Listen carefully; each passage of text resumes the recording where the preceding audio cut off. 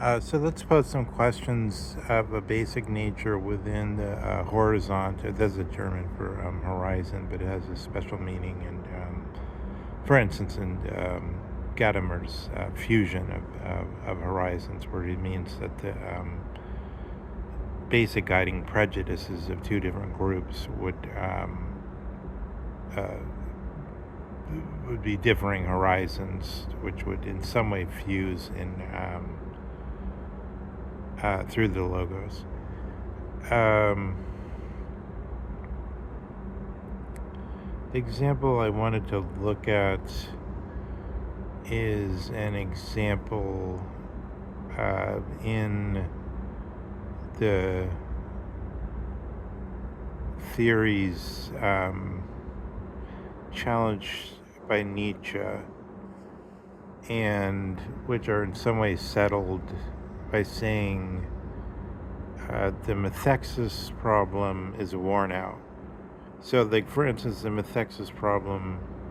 shows in the heart of all the Western countries because the Western countries are built always on something like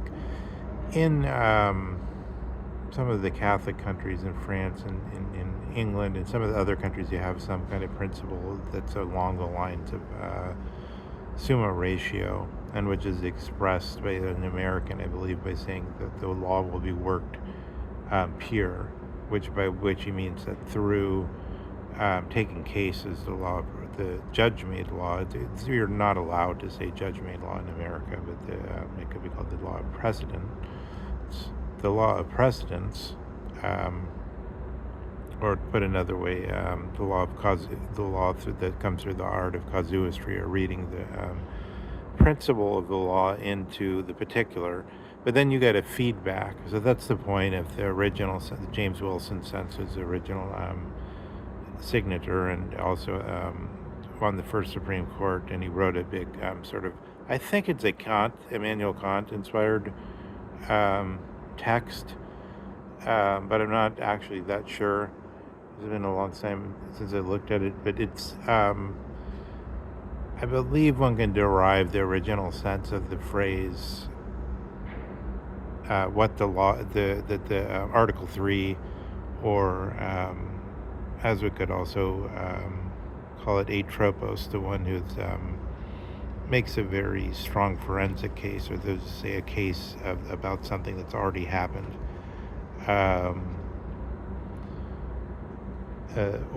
which is to say the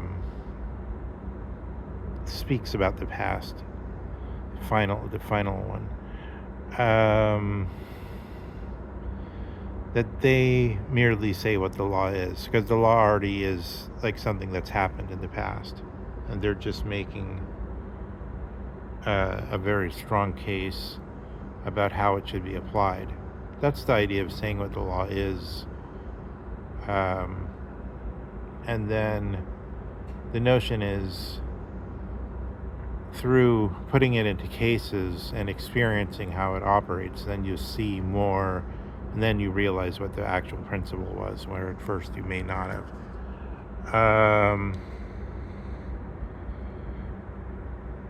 So that the law itself contains a problem, sort of like a Socratic dialogue, what is justice? And then through the process of taking cases over the centuries, the legal system is supposed to hone in on the answer. So this idea is part of this worn out or wearing out form of the notion of methexis, so that there's some things, the laws, which will be stated, say, in a sentence in some language,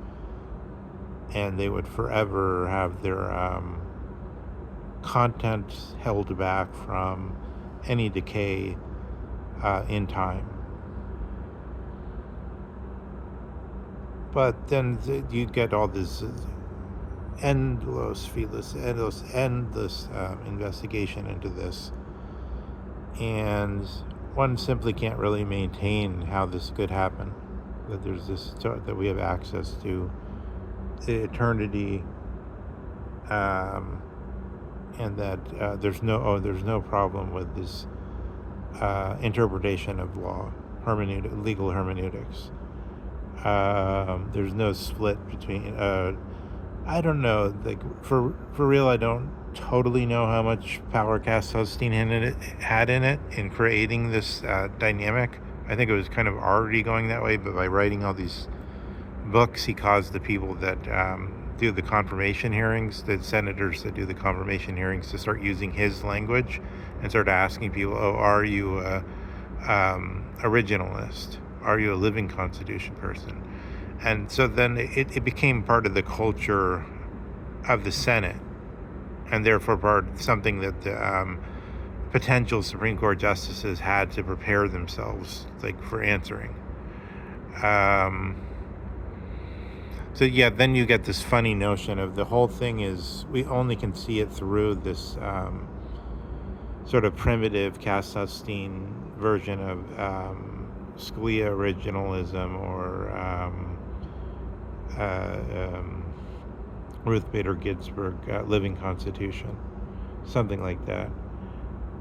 And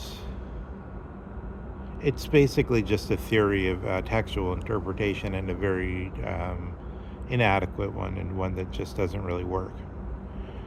And it means that Scalia had to make specific choices about how he wanted to understand originalism, and then he said it's what a dictionary version would say at the time, pretty much. And I think he basically ignored that there was like a lot of legal terms of art involved. But he was able to basically still bring that form of, not looking into the purposes of the original jurist, but just looking at somehow treating it as objective through the language as in lexicons closer to the time. It's a very selective theory, and there's many other theories, more refined theories, etc., etc. But basically, this whole distinction happens at the level about interpreting text, not just the Constitution, but originally had to do statutory laws too. But I think Scalia won out in this statutory area, and like even the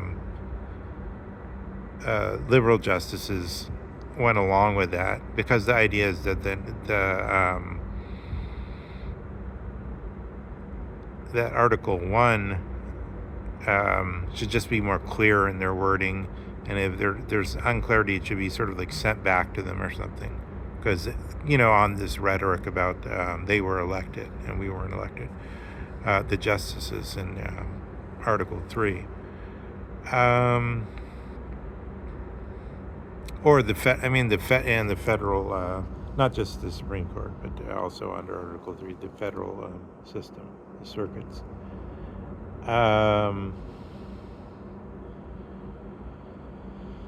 So there's a situation where the methexis problem appears in the law as this problem of working the law pure, which is that through taking cases, you'll eventually work up to the what the law is, which is, of course, uniformly used by justices to say that they're not going to subjectively bring in their morals. But the original meaning is different. The original meaning is the methexis issue, that the law is eventually supposed to find its Socratic truth in eternity, as it were. So there's the confusion about actually over what the original sense of what the law was, but it hangs around really around the question of whether there's a sort of a solution to questions like what is justice, as asked in the Politeia of Plato 2,400 years ago, and that it could be worked out through looking at specific cases, and where we get more information about things that involve justice, such as splitting a baby in the Hebrew version. So if this idea is surrendered, that there's like a movement like that, but instead there's a pitched battle, political battle, and instead there's a question over what's it for the sake of, then one can again see why the Christians sort of California fascism has a certain sense, because nobody believes that the continued motion of this legal process, with going in so many directions and not really knowing what it's doing, is going to lead to the genuine, it might ameliorate in some special areas, but at the other time, it could just as well be exasperating certain already existing or not yet existing problems. And then you think to yourself, wouldn't it be better if there were one gifted intelligence or will behind a project that would be more like the way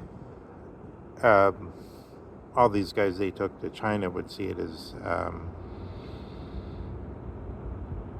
that a business can't be a democracy, but the way one could just as well see it is that a theater troupe can't be a democracy either, because there has to be a stage director. There has to be somebody who sees what the action of the drama is about, and who casts appropriately. And in this sense, the end of the methexis, or this sort of notion that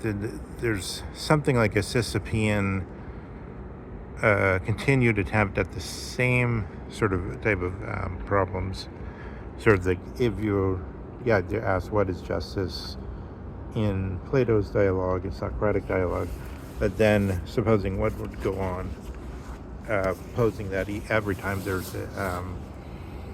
cert petition to the Supreme Court, and then you could have maybe AI also looking at it, so there's just many thousands of opinions about how certain cases should have been handled and whether they were equitable or not, whether justice had been improved, and what we could learn about that. And Triebnach und Endlichkeit, and which is one sense of romanticism, the Faustian form of romanticism, that's why it appears, or there could be a will to break into the golden straitjacket. And then there's like, but isn't this something worse than tyranny? It's tyranny, that regular tyranny is just the people hate the leader, but in